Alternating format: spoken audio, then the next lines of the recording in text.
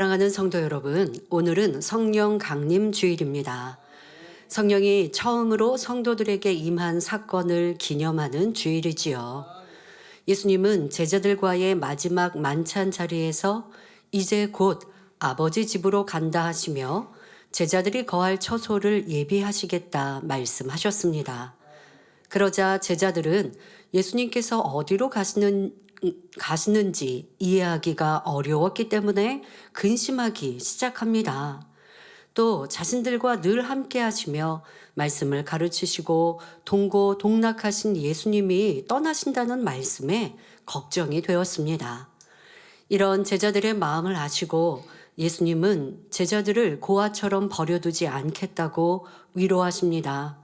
그러면서 본문 요한복음 14장 16절에 내가 아버지께 구하겠으니 그가 또 다른 보혜사를 너희에게 주사 영원토록 너희와 함께 있게 하시리니 하고 또 다른 보혜사를 약속하셨지요. 그리고 요한복음 16장 7절에 그러하나 내가 너희에게 실상을 말하노니 내가 떠나가는 것이 너희에게 유익하리라. 내가 떠나가지 아니하면 보혜사가 너희에게로 오시지 아니할 것이요 가면 내가 그를 너희에게로 보내리니 하고 예수님이 떠나가시는 것이 오히려 유익하다고 말씀해 주셨습니다. 보혜사란 한자어로서 지킬 보, 은혜해, 스승사자를 써서 성도를 보호하고 돕는 성령을 지칭합니다.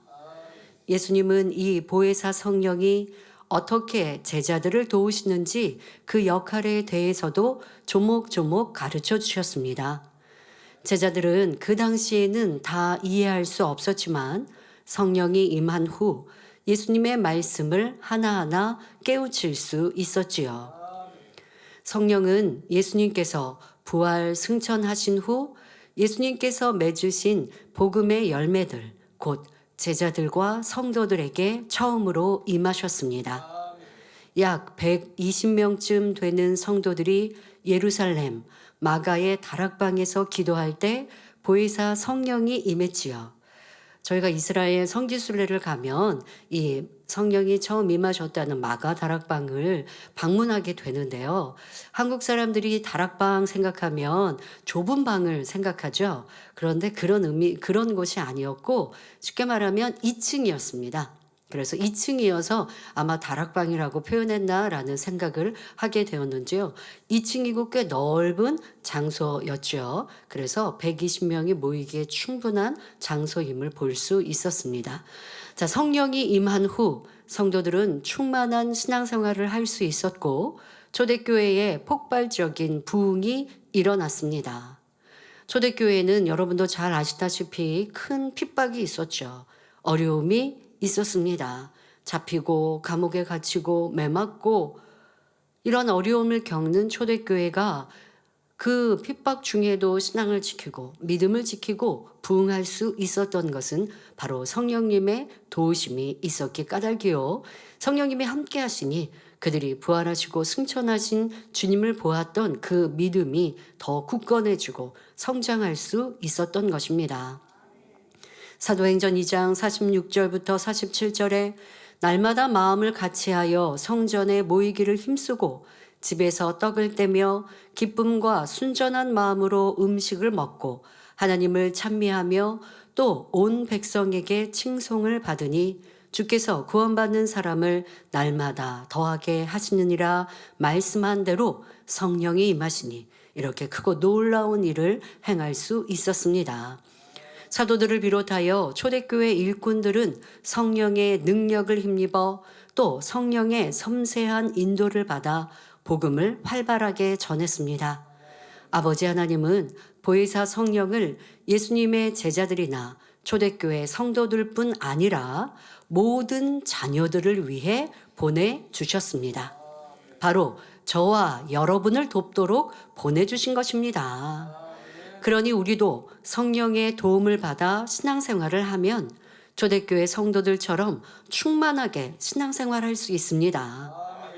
그런데 자기 안에 성령이 계신데도 힘들게 신앙생활하는 성도들을 종종 봅니다.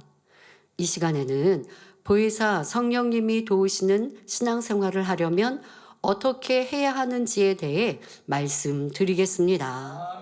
여러분 모두가 성령의 도우심을 힘입어 행복하게 쉽게 신앙생활 하시기를 주님의 이름으로 축원합니다. 요즘에 우리 한국 사람들은 스마트폰을 소유하는 것이 어렵지 않죠. 그래서 보통 스마트폰을 많이 사용합니다. 그리고 집에는 컴퓨터가 있습니다. 자, 그런데 스마트폰을 활용하는 활용도는 아마 젊은이들과 또 우리 장년 성도님들이 다르실 거예요. 요즘 젊은 사람들은 이런 스마트폰, 컴퓨터의 활용을 참 잘합니다. 그래서 이 스마트폰으로 영화를 찍기도 하고 스마트폰으로 다양한 일들을 하는데, 우리 성도님들 중에는, 장년 성도님들 중에는 그냥 전화 받는 정도만 사용하시기도 하고, 조금 나은 분들은 또 문자도 보내실 수 있겠지만 전혀 그렇지 않고 전화기의 용도로만 사용하시는 분들도 있습니다. 왜 그럴까요? 스마트폰의 활용도를 내가 모르기 때문이죠. 스마트폰으로 다양하게 많은 것을 할 수 있다고 해도 내가 그 지식을 알지 못하고 또 활용하지 못하면 그냥 아주 작은 것 하나로만 사용하는 기계가 되는 것입니다.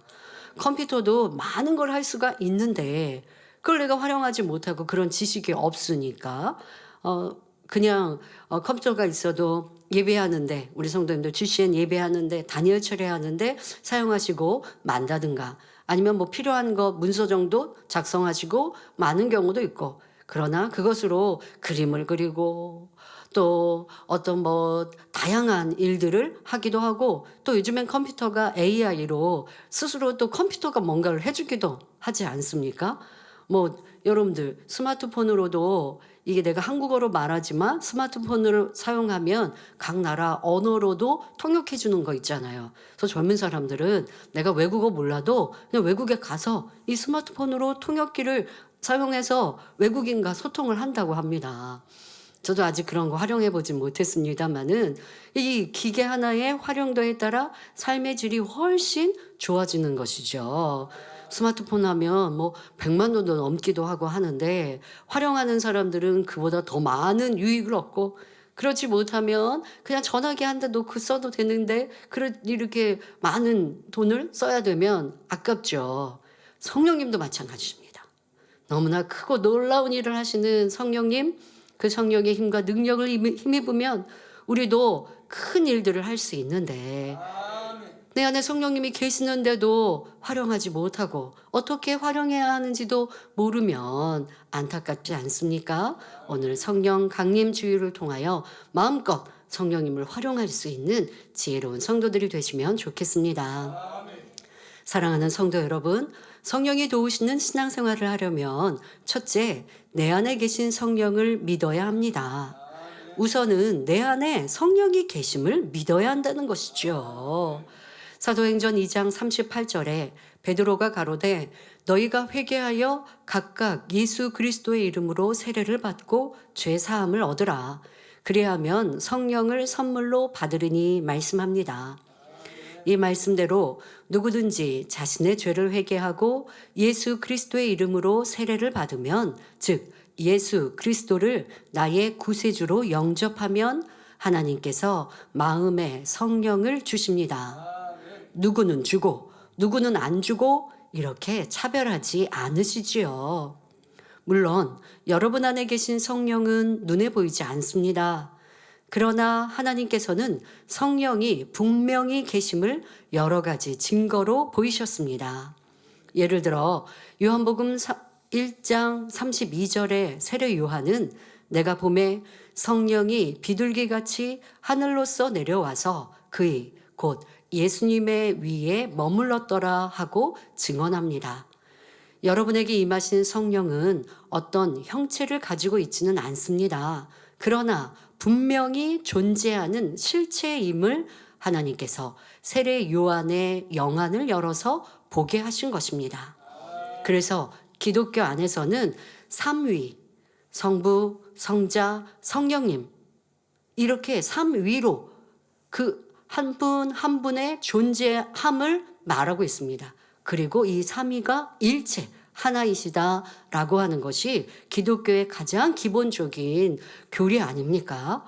자, 그러니 여러분들이 성령이 내 안에 내주하시는데 그냥 계신지 안 계시는지 몰라서 아니 되고 분명 실체로 내 안에 임해 계심을 알아야 합니다. 사도행전 2장 1절부터 4절에 보면 초대교회 성도들도 자기들에게 성령이 임하시는 것을 보았고 그 능력을 체험했다고 기록되어 있습니다.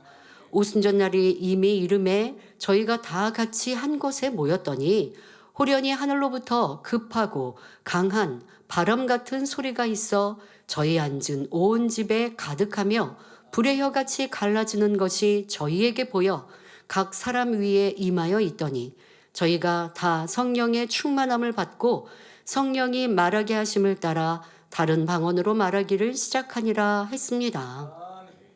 사도들은 성령의 충만함을 입어 권세 있는 말씀으로 단번에 수천 명도 회개시키며 주 예수의 이름 앞에 굴복시켰습니다. 성령의 능력으로 안진뱅이를 일으켜 세우는 등 놀라운 기적도 행해주요.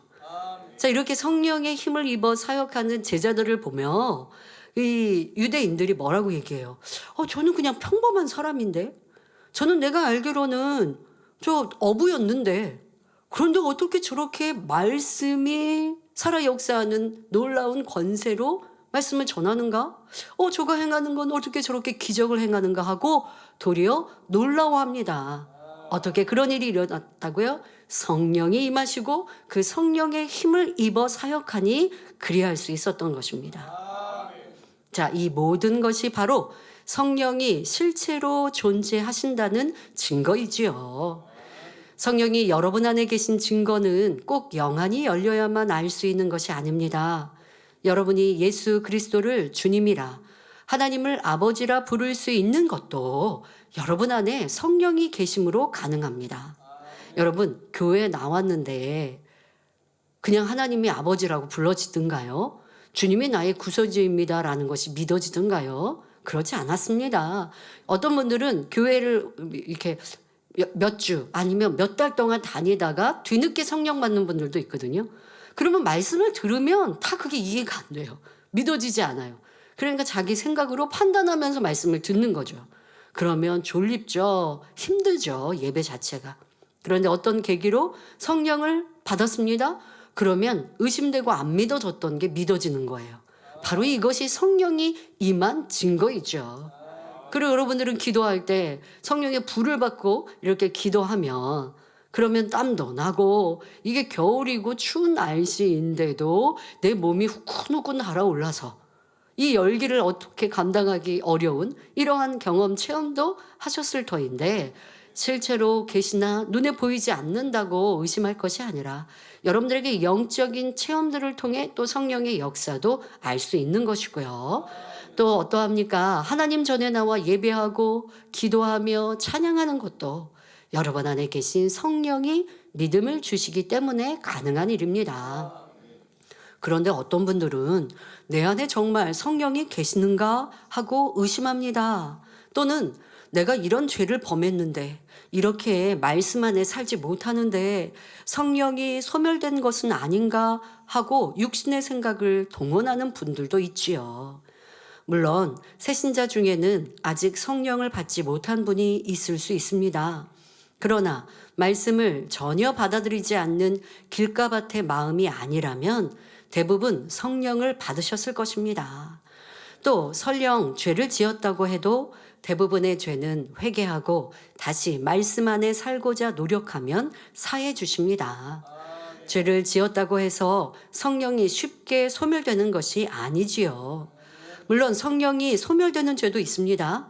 죄인 줄 알면서도 짐짓 죄를 짓거나 주님을 다시 십자가에 못 박는 등 사망에 이르는 죄는 결코 지으면 안 되지요. 이런 죄를 계속 지으면 성령이 소멸됩니다. 그러나 인자와 긍휼이 풍성하신 하나님은 사함받기 어려운 죄를 지었어도 어찌하든 돌이켜 말씀 안에 살려고 하면 다시금 은혜를 주십니다. 그러나 마음에서 성령이 이미 소멸된 사람은 대부분 하나님을 떠나버리죠. 혹시 교회에 다닌다고 해도 중한 죄를 지으면서도 양심의 가책마저 느끼지 못하게 됩니다. 양심의 화인 맞아 사단의 종으로 살아가기도 하지요. 이런 경우가 아니라면 육신의 생각을 동원하여 의심하거나 걱정할 필요가 없습니다. 여러분 안에 성령이 계심을 굳게 믿어야 합니다. 아니, 내가 죄악 가운데 거하여 성령이 소멸됐는가 하시는 분들, 도리어 그렇게 생각하며 마음에 민망히 여기고 죄송히 여기는 것이 성령께서 그 마음을 두드리시는 증거일 수 있습니다. 그런데 그렇게 성령께서 안타까운 마음, 공고한 마음을 주시는데도 계속하여 짐짓 죄를 짓다가는 정말 걱정하였던 그런 상황이 벌어질 수 있으니 성령이 마음을 두드리실 때, 마음의 공고함을 주실 때 그 기회를 놓치지 마시길 바랍니다. 또한 성령이 내 안에 계심을 믿을 뿐 아니라 성령을 신뢰해야 합니다. 보혜사 성령이 나를 도와주시는 분임을 믿고 늘 의지해야 하죠. 주님을 영접하면 이제 옛사람의 모습은 다 벗고 하나님의 뜻대로 살아야 합니다. 이것이 신앙생활입니다. 그런데 신앙생활을 하다 보면 내가 할 수 없는 일을 만나기도 합니다. 잘 이해가 안 되는 것도 있지요. 바로 이럴 때 성령께서 내가 할 수 없는 것은 할 수 있도록, 내가 알 수 없는 것은 알 수 있도록 도와주심을 믿고 의지해야 합니다. 자, 예를 들어 너무 밉고 싫은 사람이 있는데 용서하라고 말씀을 들었습니다. 원수까지도 사랑하라고 말씀을 들었습니다. 그런데 나를 괴롭히는 사람, 그 사람은 영 싫어서 저 사람만큼은 내가 사랑하고 싶지 않고 용서하고 싶지 않을 때 있죠. 그럴 때 성령님을 의지하여 기도하시면 되죠. 또 아버지 하나님을, 주님을 의지하는 겁니다. 성령님을 의지한다는 건 꼭 성령님만을 의지하고 바라라는 게 아니라 바로 삼위일체 하나님을 의지하시는 거예요. 근데 성령님이라고 여러분들이 더 지칭하는 것은 성령님은 저 하늘에 계시지 할 게 아니라 내 마음에 계시니 더 여러분들이 의지하기가 좋다는 것이죠. 그래서 기도하시면서 아버지 하나님, 주님, 제가 그 사람 아무개가 너무 믿고 싫은데 하나님 말씀은 사랑하라 하시니 그렇게 하길 원합니다. 도와주세요. 자, 그렇게 여러분들이 기도하시고 또 삶 속에 그 싫고 불편한 사람이 저 앞에 옵니다. 그러면 주님을 의지하고 성령님, 오늘도 고운 말, 또 사랑의 대화할 수 있도록 저의 마음을, 생각을 주관해 주세요. 이렇게 의지한다면 더 수월하게 여러분들이 어렵고 힘든 일을 할 수 있는 것입니다. 그런데 많은 성도들이 그러지 못하고 자기를 의지합니다. 예를 들어 중요한 결정을 내려야 할 때가 있습니다. 믿음 있는 성도는 그 전에 먼저 기도하지요. 그런데 어떤 성도는 믿는다 하고 기도도 하지만 결국 자기 생각대로 결정해 버립니다. 그러니까 기도했다가 결정할 때는 그냥 내가 내 유익대로, 내 편리대로, 당장의 감정대로 결정해 버리는 것이죠.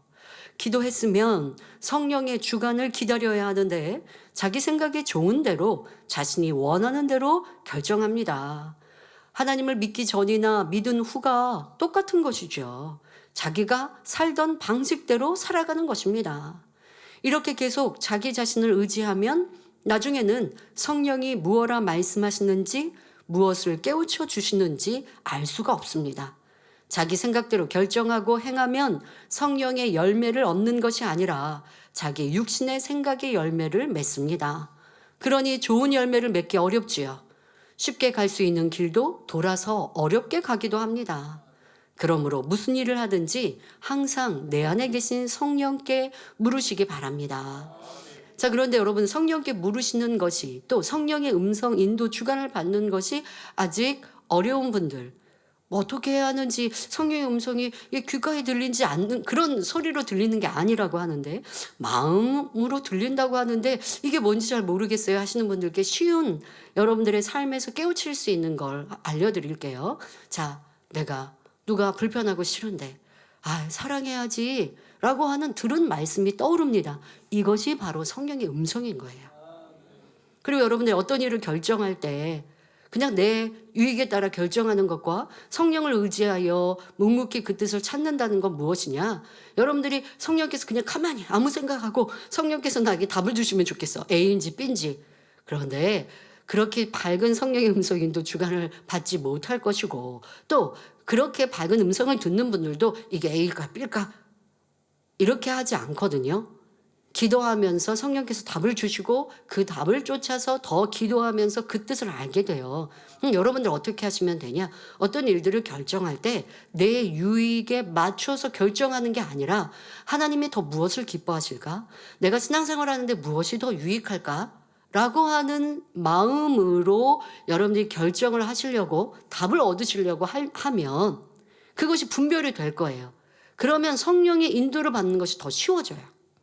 그러니까 성령의 음성 인도를 여러분들이 받는 것이 습관이 돼 있고 처음부터 신앙생활을 그렇게 했다면 여러분들의 생각과 성령의 음성의 이 차이를 구분할 텐데 그게 안 되고 지금 말씀드린 대로 자꾸 내 생각대로 하는 것에 익숙해져서 성령의 음성을 주셔도 알지 못하고 분별을 못하니까 그게 이제 오랜 시간 되시면 다시 여러분들이 새롭게 세팅을 하셔야 돼요.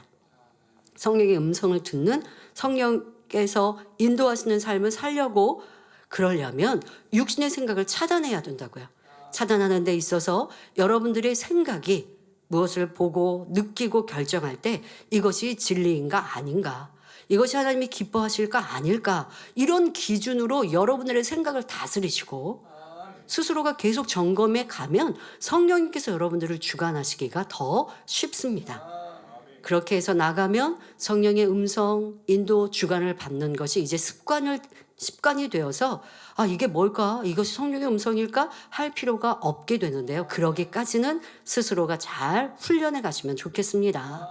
에베소서 6장 18절 전반절에 모든 기도와 간구로 하되 무시로 성령 안에서 기도하고 하신 대로 성전에 나와 기도할 때만 아니라 매 순간 어디에 있든지 하나님의 뜻이 무엇인지 여쭈어야 합니다. 그래서 성령의 주관을 받아 행해야 하지요. 이것이 바로 내 안에 계신 성령을 믿고 의지하는 법입니다. 처음에는 이렇게 일일이 물어야 하지만 계속 연습하면 나중에는 자연스럽게 성령의 주관대로 행동하게 됩니다. 성령의 주관을 분별하는 것이 조금 더 어렵지 않지요. 그러므로 여러분은 범사에 자기를 의지하여 어려운 길로 가지 마시고 항상 나를 도우시는 성령을 의지하셔서 신앙 여정을 쉽게 가시기 바랍니다. 그래서 범사에 형통하기를 주님의 이름으로 축원합니다. 사랑하는 성도 여러분, 성령이 도우시는 신앙생활을 하려면 둘째, 성령께서 깨우쳐 주시는 선의 말씀을 무시하지 말아야 합니다. 성령은 단에서 증거되는 말씀을 통해 또는 성령의 음성으로 선에 대해 깨우쳐 주십니다. 그런데 이렇게 깨우쳐 주셔도 이 말씀은 나에게 해당하는 말씀이 아니다 하고 마음문을 닫아버리면 깨달을 수가 없습니다.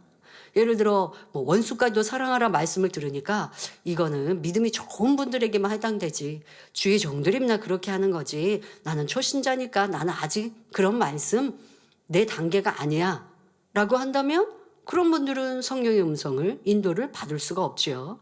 모든 말씀이 이거는 내 말씀이다 아니다 할 것이 아니라 모든 말씀을 하나님의 말씀, 내게 주시는 은혜의 말씀으로 들으면 필요 적절하게 성령님께서 또 깨우쳐 주시는 것입니다. 더더욱 선한 말씀, 선은 우리가 목표하여 가야 되는 아버지 하나님께로 다다르는 길 아닙니까? 그러니 선에 관한 말씀이라고 한다면 여러분들의 믿음이 적더라도 그 말씀을 지켜 행하는 것이 지금은 당장 어려워 보인다 할지라도 여러분들이 그 말씀을 소중히 여기고 힘써 이루고자 노력하는 것, 이럴 때 바로 성령께서 나를 주관해 주실 수 있는 것입니다. 내 삶의 어떤 유익을 위해서는 성령님 도와주세요 했다가 하나님의 진리의 말씀을 듣는 데는 별로 내가 성령의 도우심을 받으려고 하지도 않고 그것이 성령께서 주관해 주시는 주관이라고 여러분들이 들으려고 하지도 않는다면 내 삶의 내 유익에 도움이 필요한 성령님께서 어찌 나를 주관해 주실 수 있겠습니까? 성령님이 가장 필요한 것은 우리의 마음의 할례, 우리의 믿음이 성장하는 것인데, 그러기 위해 여러분들이 하셔야 되는 건 바로 성령께서 주관하시는 선한 말씀에 귀 기울이고 그 말씀에 순종해야 합니다. 선한 마음을 여러분들이 말씀을 들을 때 이 말씀은 내 말씀이 아니야 라고 들으면 선한 마음을 이룰 수도 없고 믿음도 성장하지 않으니 제자리 걸음만 할 수밖에 없습니다. 신앙생활하면서 믿음이 성장하지 않으면 너무 안타까운 일입니다. 여러분, 우리는 믿음의 분량이라는 거 너무 소중하고 귀히 여겼습니다. 그래야 합니다. 여러분들의 믿음이 날로 커가야 하고, 그래서 주님의 분량까지 이르는 우리가 되어야 합니다. 이것이 우리의 목표여야지 그냥 나는 구원받아도 좋습니다 라고 하는 건 겸손한 마음이 아니라 믿음이 없는 것이어서 자칫 구원에서도 놓칠 수 있음을 알아야 하고요. 그러기 위해서는 항상 선의 말씀을 사모하고 성령의 음성에 귀 기울여야 합니다. 예를 들어 여러분은 영적인 사랑, 선, 성령의 열매 등 마음에 이루어야 할 영의 마음에 대해 많이 듣고 있습니다. 그리고 성령은 말씀을 통해 늘 최고의 선을, 장성한 분량의 믿음을 이루는 길을 깨우쳐 주십니다. 가장 아름다운 천국, 새 예루살렘에 가는 길로 인도하시지요. 그러면 여러분은 이 모든 말씀을 자신에게 주시는 말씀으로 받으십니까? 아니면 저렇게 높은 차원의 선은 내가 이룰 수 있는 것이 아니다 하거나 저런 믿음의 행함은 아직 내 능력으로는 할 수 없다 하고 스스로 단정해 버리지는 않는지요. 여러분, 아버지 앞에 사랑받고 축복받으려면 그만큼 많은 수고가 필요하거든요. 그런데 우리는 받기는 원하지만 내가 해야 될 의무는 안 하려고 할 때가 있어요. 그러면 성령께서 나를 큰 자로 만드실 수 없음 또한 우리는 알아야 합니다. 아버지 하나님은 여러분을 항상 믿음의 눈으로 선하게 바라보십니다. 최고의 선을 이룰 수 있고 믿음의 선진들처럼 큰 믿음을 가질 수 있다고, 큰 권능의 종으로 나올 수 있다고 믿음으로 바라봐 주시지요. 그리고 각자 믿음의 단계에서 무엇을 깨우쳐야 하는지, 무엇을 행해야 하는지 성령을 통해 깨우쳐 주십니다. 그런 다음에는 깨달은 것을 행할 수 있도록 자상하고 섬세하게 인도해 주시지요. 그런데 성령께서 아무리 깨우쳐 주셔도 그 깨우침을 무시하는 경우들이 있습니다. 예를 들어 성령은 아버지 하나님의 사랑이 얼마나 큰지를 늘 깨우쳐 주십니다. 그러므로 우리도 아버지 하나님을 사랑해야 함을 알려주시지요. 로마서 5장 5절에 우리에게 주신 성령으로 말미암아 하나님의 사랑이 우리 마음에 부은 바 됨이라 말씀하셨습니다. 이런 성령의 역사를 따라 하나님의 사랑을 믿어드리는 것이 바로 선입니다. 그런데 어떤 사람은 나는 아직 하나님의 사랑을 느껴보지 못하고 체험하지 못해서 하나님을 사랑할 수 없다 하며 말씀을 외면합니다. 이는 하나님과 원수인 육신의 생각을 동원해서 선의 말씀을 무시하는 행함이지요. 이렇게 계속 성령의 깨우침을 무시하면 성령이 주관하시는 선한 생각을 받을 수가 없습니다.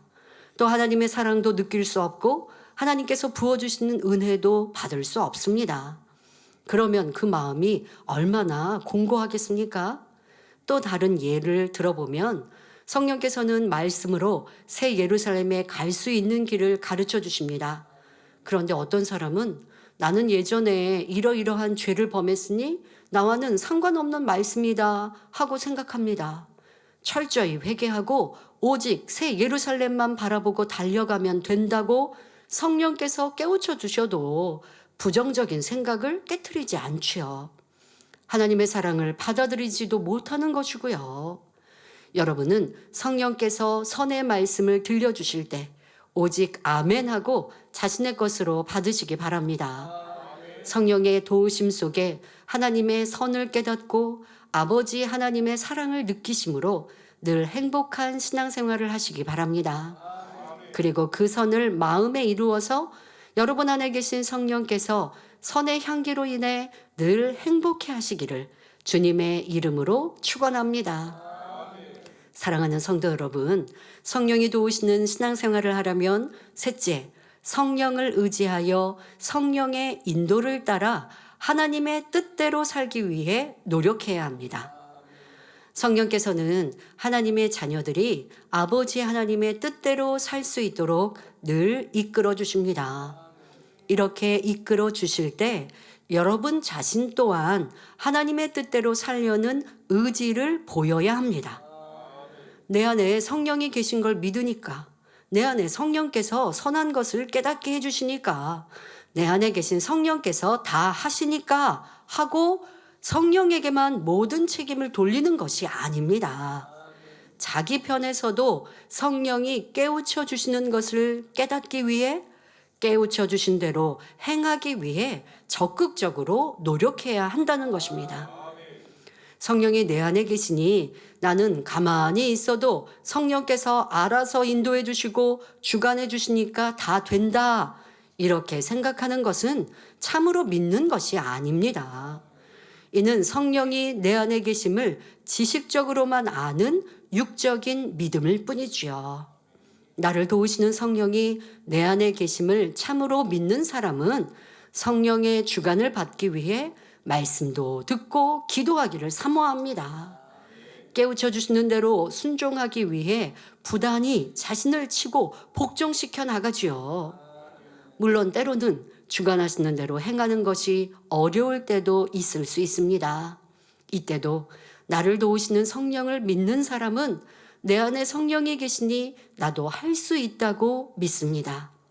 여러분도 기도하실 때, 말씀을 들으실 때, 내가 이번 주에는 이렇게 살아야지 라고 다짐하고 또 그렇게 결단하고 그렇게 기도하셨을 터인데, 그런데 기도가 끝나고 또 주일이 지나면 여전히 내 육신의 생각, 내 육의 구습대로 자꾸 기도도 쉬고 싶고 또 누구 미운 사람, 싫은 사람 여전히 판단, 정죄하는 이런 모습이 나옵니다.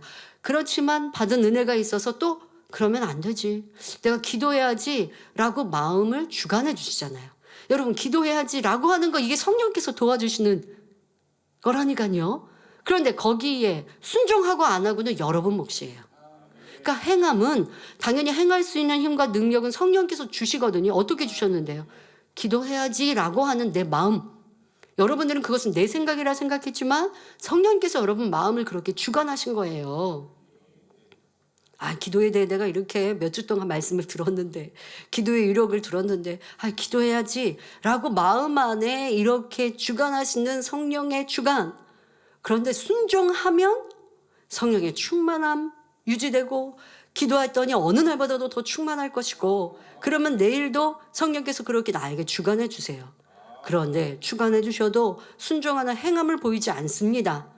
피곤한데 오늘 힘든데 내일 하지 라고 여전히 구습대로 육신의 생각대로 성령의 음성에 순종하지 않고 내 노력과 행함을 보이지 않으면 성령께서 얼마나 실망스러우세요. 그러면 다음에 또 주관해 주시는 그 음성은 작아질 수밖에 없는 거예요. 그러니까 이러한 여러분들의 순종의 행함이 얼마나 중요한지, 계속하여 성령님이 나에게 주관하시고 역사하시고 말씀하실 수 있도록 그 성령님과 여러분들도 계속 교감하시고 성령을 기쁘시게 드리고 성령께서 나를 마음껏 주관하시도록 순종하는 행함이 너무나 중요하다는 것입니다. 바로 나를 도우시는 성령을 의지하여 힘써 노력하는 것, 이 또한 성령님이 나에게 충만히 역사하실 수 있도록 행하는 중요한 행함입니다. 여러분도 한번 생각해 보시라고요. 상대에게 상대가 무엇을 질문을 했어요. 아니면 나에게 도움을 청해요. 그래서 내가 답을 줬어요. 그런데 답을 준 거랑 다르게 살아요. 다르게 행해요. 질문은 나한테 해놓고 그리고 다르게 행동을 하면 다음에 그 사람이 나에게 무슨 질문, 뭘 알고자 한다면 답을 해줄 때 무슨 생각이 들까요? 지난번에 묻더니 마음대로 행하던데? 마음대로 그냥 자기 뜻대로 살던데 또 나한테 묻네? 이런 마음이 들지 않겠습니까? 성령님께서 여러분을 주관해 주실 때 그대로 순종하면 계속하여 밝은 음성인도 주관을 받을 터인데, 그렇지 않을 때는 성령님의 음성이 점점점 줄어드는 것을 알아야 합니다. 그런데 처음에는 이렇게 노력하는 과정, 그러니까 여러분들이 성령의 음성인가? 또 나를 점검해 보고 성령의 음성을 쉽게 듣기 위해서 내 마음, 내 생각을 항상 그 밑바닥, 바탕을 준비해 놓고, 무슨 말입니까? 내가 판단하고 정지하고 내가 육을 쫓아 나아가는 삶을 살면서 성령님 도와주세요. 그러면 성령의 음성이 잘 들리지 않아요? 그런데 말씀을 묵상하고 말씀을 듣고 또 그 말씀을 궁고하고 기도하는 성령 충만한 삶을 살아보세요. 그러면 성령께서 항상 나를 주관하실 수 있죠. 자, 그리고 주관해 주시는 대로 내가 순종합니다. 이런 것 또한 여러분들이 노력하는 시간이 필요합니다. 그러나 시간이 지나면서 이런 행함이 쌓이는 만큼 성령의 음성을 듣는 것도, 성령의 주관과 인도를 받는 것도 점점 쉬워집니다. 그래서 늘 성령이 도우시는 신앙생활을 할 수 있게 되죠. 그때부터는 신앙생활이 어렵지 않습니다. 그리고 자기 자신을 의지할 때 오히려 신앙생활이 어렵다는 것을 중심에서 느끼게 됩니다. 이제는 우리 성도님들 모두 성령이 계셔서 신앙생활이 참 쉽습니다 하고 고백하실 수 있기 바랍니다. 결론을 말씀드립니다. 사랑하는 성도 여러분, 성경을 보면 참으로 위대한 일을 행한 믿음의 선진들이 나옵니다. 어떻게 그런 놀라운 일을 행했을까 하고 그분들을 부러워할 때가 있을 것입니다. 그런데 사실 성령의 도움을 받으면 그렇게 행하는 것이 결코 어렵지 않습니다. 성령의 음성과 인도를 밝히 받는 일꾼들은 모든 일을 아버지 하나님의 마음을 이해해서 하기 때문에 육의 사람이 보기에는 어려워 보이는 일도 어렵지 않게 할 수 있지요. 아버지 하나님의 사랑과 능력을 힘입어 하루하루를 오히려 행복하게 보냅니다. 여러분도 이렇게 할 수가 있습니다. 그러므로 나는 이런 면이 부족하니까 성령의 음성도 들을 수 없다 하는 분이 없으시기 바랍니다. 성령은 내 안에 내주하시고 나를 응원하시고 도와주시는데, 아유, 나는 나 같은 존재가 뭐 성령의 도우심을 받아? 결코 이러한 육신의 생각, 부정적인 생각 버려야 합니다. 그리고 이제는 내 안에 성령이 계시기에 나는 할 수 있다라고 고백하시길 바랍니다. 성령은 인생의 연약함을 아시는 아버지 하나님의 사랑 자체이십니다.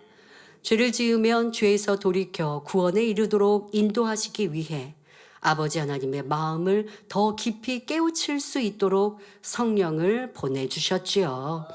그러므로 육신의 생각을 동원하여 성령을 마음 안에 잠잠히 계시게 할 것이 아니라 여러분을 마음껏 도우시도록 하시기 바랍니다. 성령이 도우시는 신앙생활을 하려면 첫째, 내 안에 계신 성령을 믿고, 둘째, 성령이 깨우쳐 주시는 선의 말씀을 무시하지 않아야 합니다. 셋째, 성령께서 인도하실 때 자신 또한 아버지의 뜻대로 살도록 노력해야 합니다. 로마서 14장 17절에 사도 바울은 하나님의 나라는 먹는 것과 마시는 것이 아니요 오직 성령 안에서 의와 평강과 희락이라 라고 고백합니다. 여러분도 성령의 도움을 받아 늘 평강과 희락이 넘치기를 바랍니다. 또한 항상 성령의 도우심을 받아 온전한 평강과 최고의 희락이 있는 새 예루살렘까지 형통하게 이르시기를 주님의 이름으로 축원합니다. 할렐루야. 전능하신 사랑의 아버지 하나님, 이 시간 기도받는 모든 성도님들을 위해 안수하여 주옵소서. 전국 전 세계 하나님의 자녀들 위해 시공간을 초월하여 역사하여 주시옵소서. 믿어지는 믿음을 주시고 부정적인 생각과 의심의 세력을 물리쳐 주옵시며 모든 시험 환난도 물리쳐 주옵소서. 머리부터 발끝까지 오장육부, 뼈, 마디마디, 온몸의 신경, 조직, 세포 등 성령의 불로 태우시고 근본의 빛으로 역사하여 주옵소서. 예수 그리스도의 이름으로 명하노니 원수마귀 사단아 모든 질병균 연약함아 물러가라. 빛이여 임하라. 모든 불치 난치병도 성령의 불로 태워 깨끗게 하여 주옵소서. 말라리아를 비롯한 모든 풍토병도 물리쳐 주옵소서. 감기, 기침, 열, 몸살, 독감 등 각종 유행성 질병도 다 물러가라. 어떠한 질병도 틈타지 않게 지켜 주옵소서. 각종 암과 전이된 것, 에이즈, 백혈병, 뇌졸중, 고혈압, 저혈압, 심장병, 폐병, 위장병, 당뇨, 부인병, 피부병, 갑상선 질환과 모든 염증도 깨끗게 하여 주옵소서. 소아마비, 중풍, 관절염, 디스크도 온전케 하여 주옵소서. 요통, 두통, 신경통을 비롯한 모든 통증은 사라질지어다. 간증, 자폐증, 간질, 자폐증, 우울증, 조울증, 공황장애, 노이로제, 치매 등 모든 정신질환도 물러갈지어다. 모든 마비된 것도 풀어지고 일어나 걷고 뛸지어다. 눈도 잘 보이게 하옵시고 귀도 잘 들리게 하여 주옵소서. 소경은 눈을 뜨고 귀머거리는 들으며 벙어리는 말할지어다. 각종 사고 후유증도 깨끗게 하여 주옵시고 부러진 뼈도 붙여 주옵소서. 화상 입은 것도 온전케 하시고 화기야 물러가라, 열도 물러가라. 아버지 하나님, 흉터나지 않게 역사하여 주옵소서. 마약을 비롯하여 각종 약물과 독극물, 중독도 깨끗함을 입을지어다. 죽은 신경과 세포가 살아나며 죽은 자도 살아나게 하여 주옵소서. 잉태의 축복도 주옵소서. 예수 그리스도의 이름으로 명하노니 원수마귀 사단아, 하늘 공중 권세 잡은 악의 영들아 물러가라. 그의 사자들도 물러갈지어다. 이 땅의 악한 영, 더러운 영, 거짓되고 간사한 영, 이간질하고 미혹하는 모든 어둠들은 물러갈지어다. 모든 흉악의 결박을 풀고 어둠아 물러가라. 빛이여 임하라. 아버지 하나님, 부르짖어 기도할 수 있는 능력을 주시고 죄를 버리고 성결될 수 있는 능력 주옵소서. 영원히 잘됨같이 범사에 잘되게 하시고 가정의 복음화도 이루어 주시기를 원합니다. 한 주간도 모든 사고와 재앙으로부터 지켜주시고 불통이 없는 형통한 삶을 살 수 있도록 축복해 주옵소서. 성령의 불담으로 천군 천사와 주님의 불꽃 같은 눈동자로 모든 하나님의 자녀들과 가정 일터 사업터를 지켜주시기를 원합니다. 학생들에게 지혜와 명철을 더하시고 공부할 수 있는 뜨거운 마음과 열정도 더하여 주옵소서. 마음과 생각을 세상에 빼앗기지 않도록 지키시고 하나님을 뜨겁게 사랑하는 학생들로 축복하여 주옵소서. 하나님의 자녀들이 먹으나 마시나 입으나 무엇을 하든지 하나님 앞에 영광 돌리는 삶이 되게 축복하여 주옵소서. 나는 하나님을 만나노라, 체험했노라, 응답받아노라, 축복받아노라 간증하는 입술이 되게 역사하여 주옵소서. 아버지 하나님 감사합니다. 홀로 영광 받으옵소서. 우리 주 예수 그리스도의 이름으로 기도하옵나이다. 아멘.